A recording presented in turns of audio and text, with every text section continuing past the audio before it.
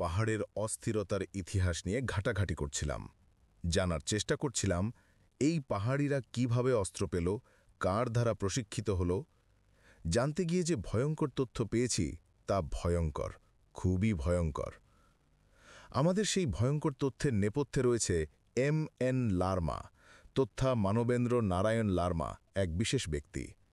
২৬ November ২০২১ সালে নেপালের Telegraph পত্রিকায় Internal Conflicts and Opportunistic Intervention by Neighboring States, a Study of India's Involvement in Insurgencies in South Asia Part 2 নামক একটি article ছাপা হয়। এই আর্টিকেলের ইন্ডিয়াজ ইনভলভমেন্ট ইন বাংলাদেশের চিট্টগং হিল ট্র্যাক্স ইনসার্জেন্সি সেকশনে উল্লেখ আছে ৭৫ সালে শেখ মুজিবুর রহমানের মৃত্যুর পর এই এম.এন. লারমা ভারতে পালিয়ে যায় এবং রয়ের কাছে আশ্রয় নেয়। প্রশ্ন আসতেই পারে, সে কেন ভারতে পালাবে? কে সে? পাকিস্তান সরকারের সময়ে ১৯৫৭ থেকে ৬২ সালে ইউএসএআইডি এবং ওয়ার্ল্ড ব্যাংকের সহায়তায় কাপ্তাই হ্রদের ওপরে জলবিদ্যুৎ প্রকল্পের জন্য বাঁধ দেয়া হয়। সরকার এ থেকে ২৩০ মেগাওয়াট বিদ্যুৎ উৎপাদন, বন্যা নিয়ন্ত্রণ এবং সেচ সুবিধা নিশ্চিতের পরিকল্পনা করে এবং এই প্রকল্প তৎকালীন পূর্ব পাকিস্তানের শিল্পায়নকে ত্বরান্বিত করে। এমনকি আজও বাংলাদেশের বিদ্যুৎ খাতের ৫ থেকে ১০% অবদান রাখছে। USAID reports on Kaptai dam. ইউএসএআইডির রিপোর্টে the Kaptai dam a brief history সেকশনে বাঁধের নির্মাণ এবং বিদ্যুৎ উৎপাদনের সুবিধার কথা উল্লেখ আছে। তবে এর এক ভিন্ন রূপও আছে।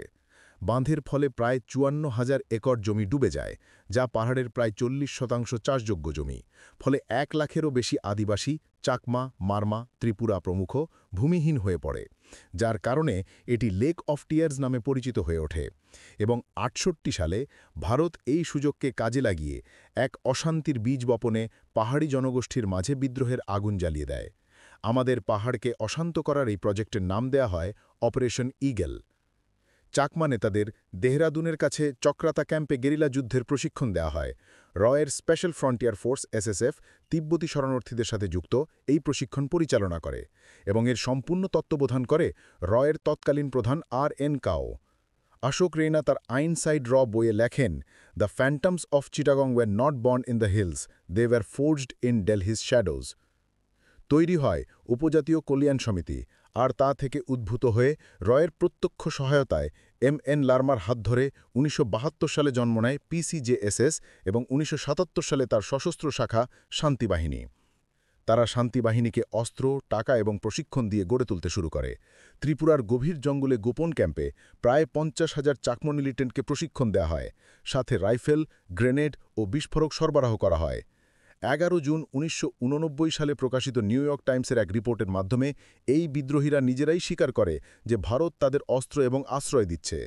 এই খেলায় তাদের কেবল সাহায্যই করেনি, বরং একটি প্রক্সি ফোর্স হিসেবে তৈরি করেছে, যার দ্বারা বাংলাদেশের পাহাড়ে অশান্তি ছড়িয়েছে।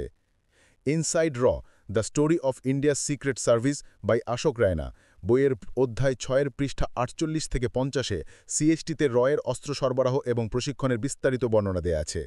এখানকার ফ্যান্টমস অফ চিটাগং সেকশনে সিএসটি এবং বাংলাদেশের ইনসার্জেন্সি নিয়েও পর্দার আড়ালের তথ্য দেয়া আছে।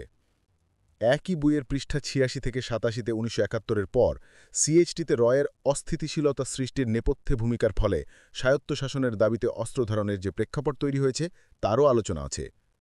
১৯৭৭ সালে শান্তিবাহিনীর নামে অস্ত্রধারী বিদ্রোহী গোষ্ঠীর উত্থানের পর ১৯৭৯ সালে প্রেসিডেন্ট জিয়াউর রহমানের এক যুগান্তকারী সিদ্ধান্তে সিএইচটিতে বাঙালি বসতি স্থাপন শুরু হয়। এই সিদ্ধান্তের মূলেই ছিল জাতীয় নিরাপত্তা এবং উক্ত অঞ্চলে জনসংখ্যার ভারসাম্য নিশ্চিত করা। প্রথম ফ্রেজে ৩০,০০০ পরিবার, প্রায় ১.৫ লাখ মানুষ পুনর্বাসিত হয়, যেখানে প্রত্যেককে ৫ একর জমি, টাকা এবং খাদ্য দেওয়া হয়। ১৯৮০ থেকে ১৯৮২ সালে আরও ২.৫ লক্ষ বাঙালি আসে, যার ফলে আজ সিএইচটির জনসংখ্যার অর্ধেকের বেশি বাঙালি। এবং এই ডেমোগ্রাফিক শিফটের ফলে সিএইচটিতে এখনও সরকারের কর্তৃত্ব বহাল আছে। Bangladesh government reports on Bengali settlement BSS Bangladesh সংবাদ সংস্থা রিপোর্টের ট্রান্সমিগ্রেশন পলিসি সেকশনে এই তথ্যের উল্লেখ আছে। স্বায়ত্তশাসনের দাবিতে শান্তিবাহিনী ১৯৭৭ সালে খাগড়াছড়ি এবং রাঙামাটিতে বাংলাদেশ সেনাবাহিনীর কনভয়ের উপর প্রথম গেরিলা হামলা পরিচালনা করে। এরপর ২৩ জুন ১৯৮১ সালে খাগড়াছড়িতে বিডিআরের একটি ক্যাম্পে হামলা করে ১৩ জন সৈন্যকে হত্যা করে ২৪ জনকে বন্দী করে নিয়ে পরবর্তীতে তাদেরকে হত্যা করে। 10ই নভেম্বর 1983 সালে দলীয় কোন্দলের ফলে খাগড়াছড়িতে এম.এন. লারমাকে হত্যা করে তারই দলের বিদ্রোহী সদস্যরা। এরপর জানুয়ারি 1984 শান্তিবাহিনীর দায়িত্ব নেয় এম.এন. লারমার ছোট ভাই শান্ত লারমা। সেই শান্ত লারমা যার নেতৃত্বে 31শে মে 1984 সালে রাঙামাটির ভূষণ ছড়ার বাঙালি বসতির ওপর এক বর্বর ঘৃণ্য হামলা পরিচালিত হয়। এই হামলায় প্রায় 400 বাঙালিকে তারা নির্বিচারে হত্যা করে। 29শে এপ্রিল 1986 সালে খাগড়াছড়ির পানছড়িতে হামলা করে 19 জন বাঙালিকে হত্যা করা হয়। 26 জুন 1989 বান্দরবনের বেশ কিছু গ্রাম জ্বালিয়ে দেয়। 1996 সালে রাঙামাটি ও বান্দরবনে 30 জন বাঙালিকে অপহরণ করে হত্যা করে। 1977 থেকে 97 সাল পর্যন্ত 20 বছরে প্রায় 20,000 মানুষকে হত্যা করার পর বাংলাদেশ সেনাবাহিনীর প্রবল চাপে পড়ে ক্লান্ত শান্তিবাহিনী সরকারের সাথে বিভিন্ন শর্তে 1997 সালে শান্তি চুক্তি করতে সম্মত হয়। দায়িত্ব পাওয়ার পর থেকে বিভিন্ন সময় ভারতে অবস্থানের পর শান্ত লারমা 97 সালে দেশে ফিরে আসে। ইনসাইড র বইয়ের পৃষ্ঠা 86 থেকে 87-তে উল্লেখ আছে 1990-এর দশকে ভারতের কৌশলগত দিক পরিবর্তনের ফলে শান্তিবাহিনী বেশ দুর্বল হয়ে পড়ে। শান্তিবাহিনী তাদের মিজোরাম ও নাগাল্যান্ডের জন্য হুমকি হয়ে দাঁড়াচ্ছিল। শান্ত লারমার নেতৃত্বে পিসিজেএসএস নিজেদেরকে আদিবাসী রক্ষক বললেও এদের ইতিহাস বর্বরতায় ভরা। শুধু বাঙালি নয়, সাধারণ আদিবাসীদের উপরেও এরা নানা অত্যাচার চালাতে থাকে। 2024 সালে 21 জন জুম্মা আদিবাসী নিহত হয় তাদের হাতে। এদের কারণেই আদিবাসী সম্প্রদায়ের মধ্যে বিভেদ বাড়ে এবং এই অঞ্চল অর্থনৈতিকভাবে পিছিয়ে পড়ে। শান্ত লারমা 1963 সালে কুমিল্লা ভিক্টোরিয়া কলেজ থেকে স্নাতক এবং 65 সালে ঢাকা বিশ্ববিদ্যালয় থেকে বাংলা সাহিত্যে স্নাতকোত্তর করে। রাঙামাটি জেলা পরিষদ অডিটোরিয়ামের পাশেই তারা আবাসস্থল। নিউ এইচবির তথ্য মতে গত 3রা মে 2025 সালে আখাউড়া বন্দর দিয়ে শান্ত লারমা চিকিৎসার নাম করে ভারতে যায়।